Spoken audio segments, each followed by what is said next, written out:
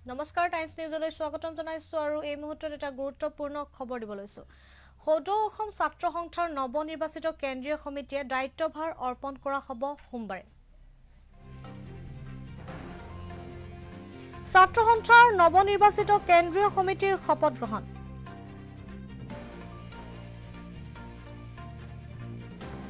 দীপাংকৰ কুমাৰ নাথ আৰু শংকৰজ্যোতি বৰুৱাৰ নেতৃত্বত নতুন সমিতিৰ শপত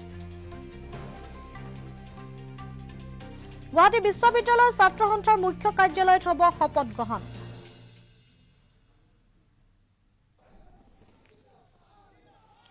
গুৱাহাটী বিশ্ববিদ্যালয়ত থকা সংস্থাৰ মুখ্য কাৰ্যালয়ত সদৌ অসম ছাত্ৰ সংস্থাৰ নৱনিৰ্বাচিত কাৰ্যনিৰ্বাহক সমিতিক দায়িত্বভাৰ অৰ্পণ অনুষ্ঠান অনুষ্ঠিত হ'ব উক্ত অনুষ্ঠানত ৰাজ্যিক কাৰ্যনিৰ্বাহকৰ সমূহ বিষয়ববীয়া তথা সদস্যসকল উপস্থিত থাকিব উল্লেখ্য যে সপ্তদশ দুলীয়াজান অধিৱেশনত ছাত্ৰ সংস্থাৰ নতুন সমিতি গঠন কৰা হৈছিল সভাপতি দীপাংকৰ কুমাৰ নাথ আৰু সম্পাদক শংকৰজ্যোতি বৰুৱাৰ নেতৃত্বত এখন নতুন সমিতি গঠন কৰা হৈছিল আজি এই সমিতিয়ে নেতৃত্ব লোৱাৰ লগতে ডক্টৰ সমুজল কুমাৰ ভট্টাচাৰ্যৰ স্থিতিও স্পষ্ট হোৱাৰ সম্ভাৱনা আছে ডক্টৰ ভট্টাচাৰ্য পুনৰ ছাত্ৰ সংস্থাৰ মুখ্য উপদেষ্টা পদত বাহাল থাকিবনে বিবেকৰ লগত কথা পাতিবলৈ আৰু সময় প্ৰয়োজন হ'ব সেয়া এতিয়া লক্ষণীয় হ'ব